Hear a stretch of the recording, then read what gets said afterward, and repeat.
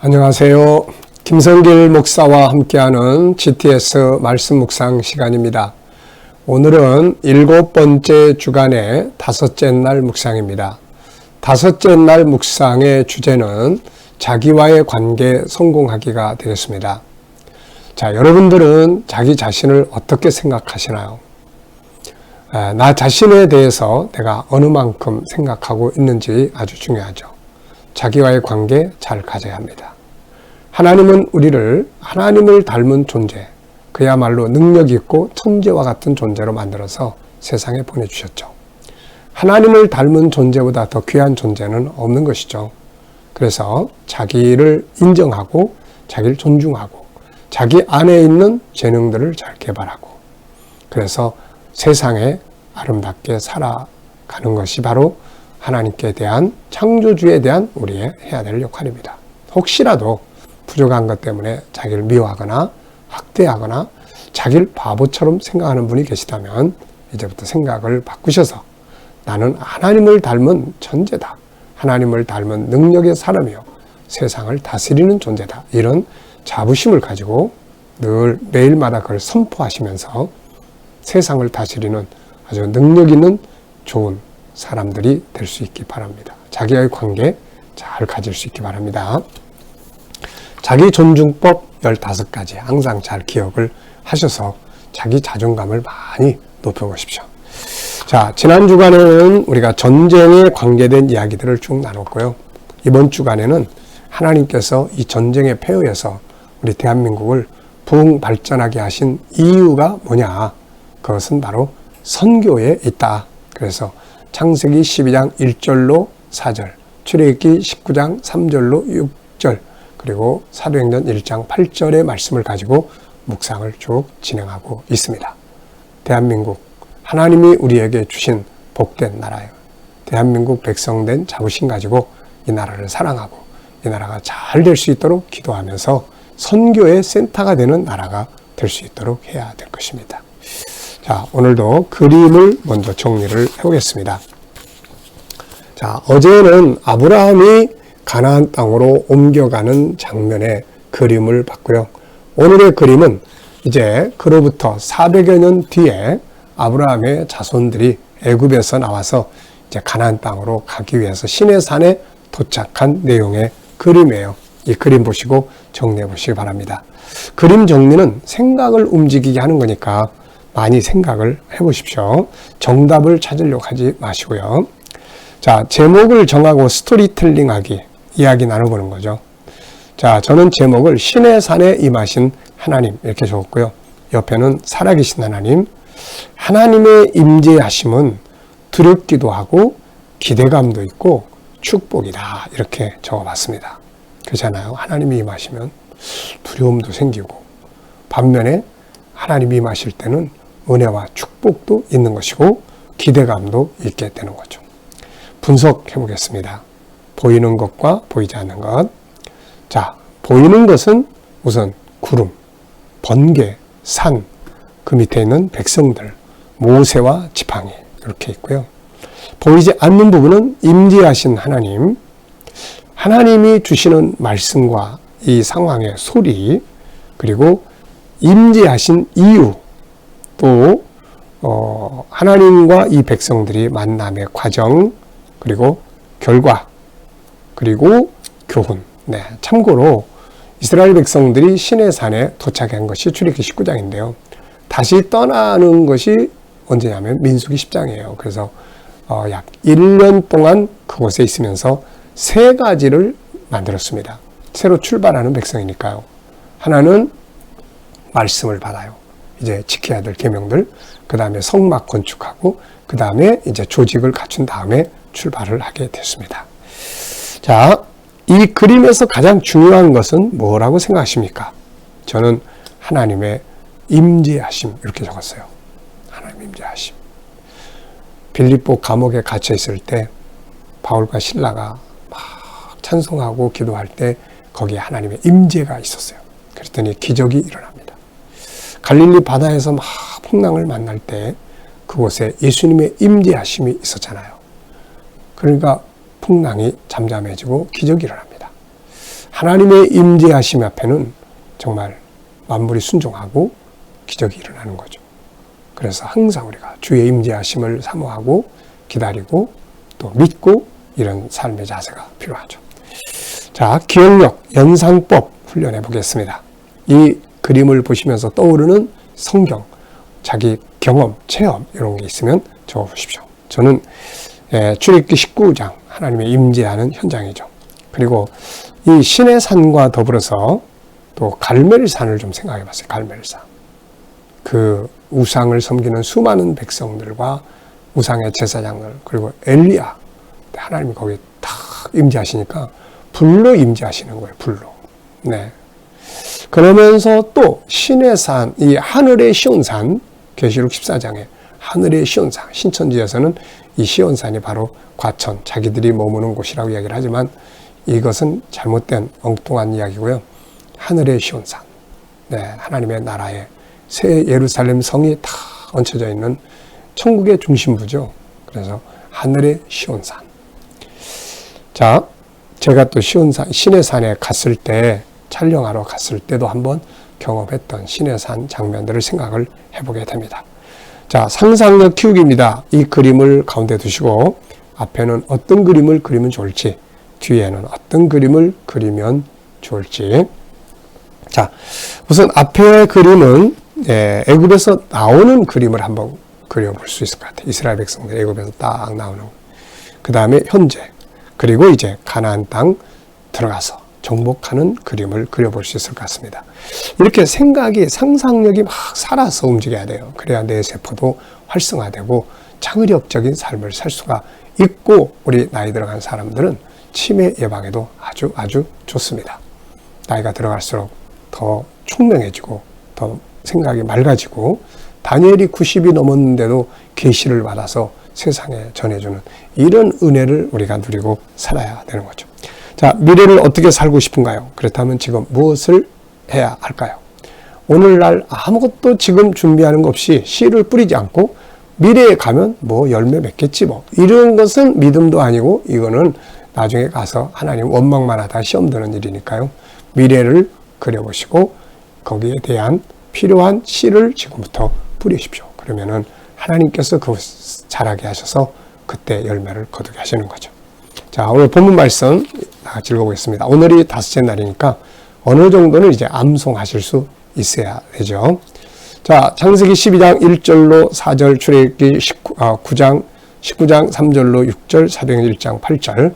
자, 여호와께서 아브라함에게 이르시되 너는 너의 고향과 친척과 아버지의 집을 떠나 내가 내게 보여줄 땅으로 가라. 내가 너로 큰 민족을 이루고 내게 복을 주어 내 이름을 창대하게 하리니 너는 복이 될지라. 너를 축복하는 자에겐 내가 복을 내리고 너를 저주하는 자에겐 내가 저주하리니 땅의 모든 족속이 너로 말미암아 복을 얻을 것이라 하신지라. 이에 아브라함이 여호와의 말씀을 따라갔고 롯도 그와 함께 갔으며 아브라함이 하란을 떠날 때 75세였더라. 모세가 하나님 앞에 올라가니 여호와께서 산에서 그를 불러 말씀하시되 너는 이같이 야곱 집에 이르고 이스라엘 자손들에게 말하라. 내가 애굽 사람에게 어떻게 행하였는지 또 내가 어떻게 독수리 날개로 너희를 업어 내게로 인도하였음을 너희가 보았느니라. 세계가 다 내게 속하였나니 너희가 내 말을 잘 듣고 내 언약을 지키면 너희는 모든 민족 중에서 내 소유가 되겠고 너희가 내게 대하여 제사장 나라가 되며 거룩한 백성이 되리라. 넌 이 말을 이스라엘 자손에게 전할지니라.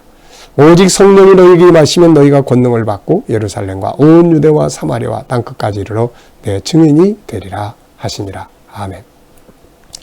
이 뒤에 계시록 7장 9절을 딱 합치면 완벽한 하나의 시작, 진행, 완성의 역사가 됩니다. 세계 구원하시는 하나님의 역사가 완성되는 거죠. 우리는 무엇을 하든지 이 말씀을 이루기 위한 인생을 살아야 합니다.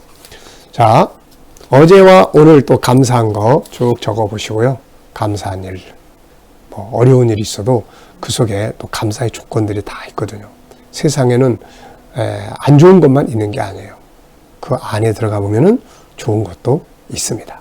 네, 그 루악 커피라는 것, 이런 거 다 그 고양이, 사양 고양이가 먹고 배설을 한 내용입니다. 그러니까 똥 싸는 것 속에 인간이 좋아하는 아주 비싼 커피가 안에 있다는 거죠.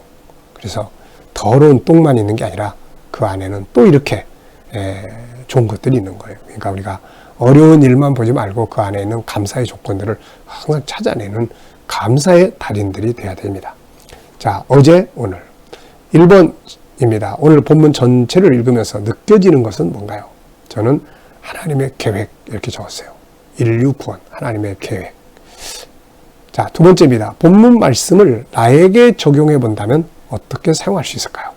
사실 저는 창세기 12장 1절로 3절을 제 인생에 적용을 해와서 해서 살아온 사람이에요.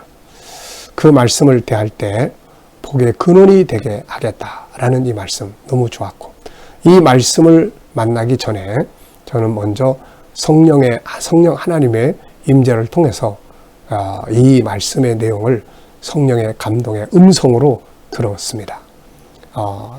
늘 말씀드렸지만은 내 혈육을 위해서 기도할 때 하나님께서 너는 너를 위해 너 혈육을 위해서 그렇게 눈물로 기도하는데 지금도 온 세계 속에 지옥불 속에 들어가는 수많은 영혼들이 있는데 그들을 보는 내 마음이 어떠한지 한 번이라도 생각해 봤느냐. 세계라는 것을 한 번도 생각해 본 일이 없었던 거죠. 그래서 회개 많이 하고 세계를 꿈꾸기 시작했고, 그 다음에 이제 성경 속에서는 이 창세기 12장 이 말씀을 다 이거구나, 이거. 그래, 이걸 이루기 위해서 살자. 그래서 그때부터 인생의 방향을 그야말로 이쪽으로 틀은 거죠. 그래서 선교, 세계 모든 나라 돌아다니면서 복음을 전하고 살자. 그리고서는 교회를 세우고 이렇게 온 세월이 벌써 40년이 넘었습니다. 네, 정말 창세기 12장 1절로 3절이 제 인생을 만들어 놓은 거죠. 아주 인생 진짜 잘 사는 겁니다. 성공적인 인생을 살아온 거죠. 자, 말씀을 여러분들도 보기만 하지 말고 자기 인생에 적용해서 말씀의 근거에서 인생을 바꿔볼 수 있는 이런 삶을 만들어 보세요. 자, 이걸 다른 사람에게 적용한다면 어떻게 적용할 수 있을까요? 복을 나눠주는 거죠. 내가 복의 근원이 되는 거죠. 그래서 복을 나눠주는 바로 그런 관계를 가져야 합니다. 그래서 뭐든지 다 베풀고 나누려고 하는, 친절을 베풀고 웃음을 베풀고, 제가 아침에 운동하러 나가면은 인사를 먼저 합니다. 근데 참 묘한 게 뭐냐면은 인사를 안 하는 사람은 평생 가도 서로 몰라요. 가까운 관계가 안 돼요. 근데 인사를 내가 먼저 딱 하는 사람들은 나중에 오늘 아침에도 가니까 자기가 먼저 하는 거예요. 자기가 안녕하세요. 자기가 먼저 하는 거예요. 이게 바로 먼저 하면 그 다음에 다시 돌려받는구나, 이렇게 생각을 했죠. 자, 내가 하는 일에 적용해 본다면 어떻게 할 수 있나요? 목표로 삼아야 됩니다. 내가 뭐 직장 생활한다. 그럼 직장 안에서 내가 목표가 여기 있어야 돼요. 선교. 그 다음에 사업을 한다. 그러면 이 사업의 목적이 여기 있어야 됩니다. 그래서 이렇게 해야 하나님이 역사하실 수 있는 일터들이 되는 거죠. 자, 출애굽기 19장 5절로 6절에서 질문 2개 만들기. 전 3개 만들었어요. 첫째는 세계의 주인은 누군가? 세계가 내게 속해 있다. 네, 저는 아침에 이제 새벽기도 끝나고 개인기도 시작하면은 항상 고백하는 기도를 먼저 하거든요.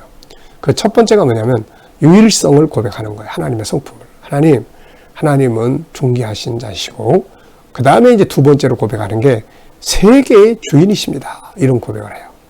네. 그리고 쭉 고백 다 한 다음에 이제 저의 고백을 하죠. 하나님, 저는 하나님을 닮은 존귀한 자고 하나님을 닮은 이 세계의 주인입니다. 이런 고백을 하면 막 힘이 팍팍 넘치죠. 이게 세계의 주인 하나님이세요. 그 다음에 두 번째는 이제 제사장 나라가 되게 하겠다 그랬는데, 이 제사장 나라의 사명은 뭐냐? 2가지죠.